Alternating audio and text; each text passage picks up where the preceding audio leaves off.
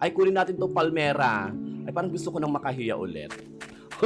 Very Filipino, guys, Kelsh. The design, ang ganda. I like it.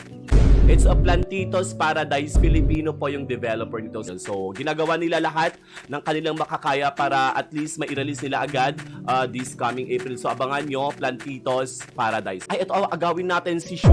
O, isang streamer to si Shu. I like it. Pwede kayong mag-agawan.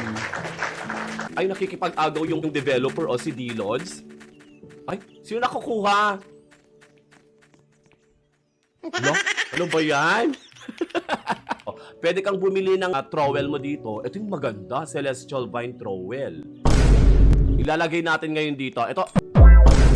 Alam, may butas nga.